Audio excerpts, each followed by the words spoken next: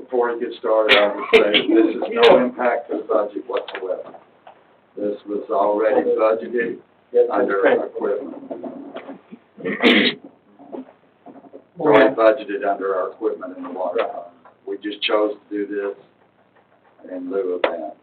Correct. We'll take it from there. Basically, we presented to the city manager, Mr. Gregory, that we were made aware of a asphalt pothole patching truck, and normally these trucks are very expensive.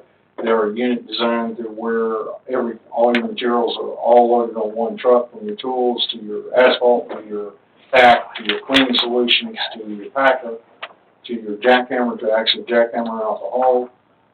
Thus, it's all one unit, and basically, the larger cities have in their fleet programs where when they meet a certain criteria as far as mileage or age, they roll them out no matter if they're in good shape or not. We asked Mr. Gregory if we could go over and inspect this vehicle, come back with a full report on it to him. The vehicle's in very good shape. Basically, it's just as we thought from the pictures, is that they were just rolling it out because they're getting a new one over there because of the age of 2009. What we did then was request Mr. Gregory we provided pictures and inspections, and we requested that we take our current capital that was in the water or sewer fund and basically be able to give a limit to purchase on that. Mr. Gregory decided on a limit. I'd like to say that we were about almost 3,000 under that limit. Yes, Yeah, 3,000 under the limit that he set forth. So we had a good day there on the auction. And basically what we're wanting to do with this is increase our street repair more than double. What it will allow us to do is the material will stay hot in this truck. It has a warmer in it. And then that way we're not, when the material does get cold, and if you're familiar with asphalt, it has to be maintained at a minimum of 170 degrees. After that, it starts cooling off. It leaves the plant at 230 degrees. And once it's cooled to standard ambient temperatures, then it starts setting up hard rock solid. And as it's cooling down in that process, it gets harder to work with. And if we don't time it just right, then we lose material and has to go and be wasted. We're not wasting any more material, and it also reduces man hours. Now, I personally have never been able to work in a city large enough that would have the expenditure of such a truck. I'm familiar with the trucks, seen them. Very well used throughout the city. City of Fort Worth runs one around here, and only 2 men operate it, versus where we have 4 staff out there all the time, 4 and 5. Mr. Bell has the opportunity to run one of these trucks personally, and with that, I'd like to bring him up to give you any kind of more information on the truck. I think you explained it very well. And Okay. if we can do without waste and everything, the only question I have is, the budget you're transferring it from, how did you have those excess funds in that particular budget?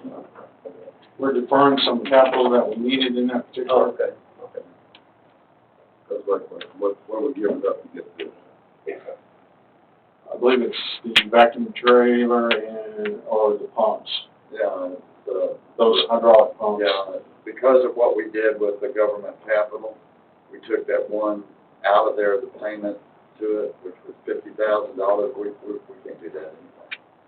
So rather than just have the money in there for that payment, we've taken that payment to purchase this, which will help us to increase our productivity, and it keeps, like you said, that asphalt hot longer. So it's something we do in both water and street, especially with the water line construction going on. Turn them up. Now, you're gonna assure us now that it's not gonna, every time we go by and see the thing working, we have 4 guys standing there and watching.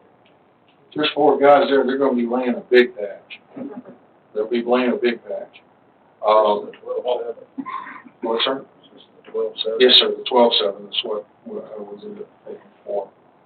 I believe the estimated truck new is about 185. 185. Yes, sir. So most people stay with the standard methods and don't, but larger cities move to this because when you're able to move to that, if you have the finances, it reduces staff time. That's the way they look at it. That material costs.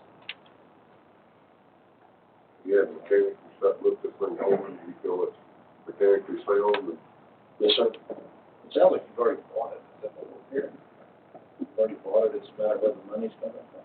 Yes, sir. Yeah, we just need to transfer, we got the money in the water fund, and the water distribution, I just wanted to move it over to the sewer where, it would all come out of one fund. So we don't come back in a few months and want to do a budget amendment because we bought equipment that we're taking money away from right now. We won't be doing that. Okay. Now, want to make a clarification, is that everything went through Mr. Gregory first before we did anything. I understand. We're not just Okay. Consider approval of ordinance 74, 2020. make a motion that we approve ordinance number 1274-2020, amending the 19 and 20 fiscal year water fund budget, transferring funds from 02-531-5462 to 02-532-5462 for purchase of a special purchase of equipment without expanding the water fund budget as adopted, with the total cost being having been $12,700. Motion second. Any other discussion? All in favor? Opposed? Motion carries. Now, Joe, Paula's going to hug your neck from this over. You're making her record keeping real simple. All motion made by Joe. Okay. I figured one way or another, I'm not gonna be making motions in May, so. 928 Lydic, his plumber's coming in this week and pulling a permit to repipe the interior of the house. This was the cat lady house. You're familiar. Yeah. Been a little while since we brought it back up to you, so. He's still making progress. They are making progress. It's Just opening the doors and windows and making progress. He has put in new windows, he's put in new electrical, and he has put in new mechanical, so now he's finishing up, did the plumbing, and after he's done with the plumbing, then it's gonna be putting sheetrock on the walls and rehab. Was he selling that? He's gonna end up selling it, it's just, he's not to the point of getting it sold yet. 1605 Montrose, they did a plumbing rough-in last week. They are moving along. They was up there today working. We'll be bringing that one back at each meeting. 1017 Churchill, I've had numerous people contact me on this property. We have not had anything set in stone as far as it's selling. So we'll continue on bringing it back until we get to that point. 5217 Barber Road has sold as of today. 1605 Yale is in the process of selling. We're waiting for the liens to be cleared up. 1701 Yale, we'll be bringing this one back for a public hearing at the next meeting. 1620 Woodlawn, we'll be bringing this one back for a public hearing as well. Any questions for Steve? Thanks, Steve. Good job. Can I make a comment on that real quick? On the 5217, I did text the realtor, and in the beginning, there was another buyer for the house, and the deal fell through. So we had to put the house back out on the market, and someone else, the last buyer is the one that just purchased the house.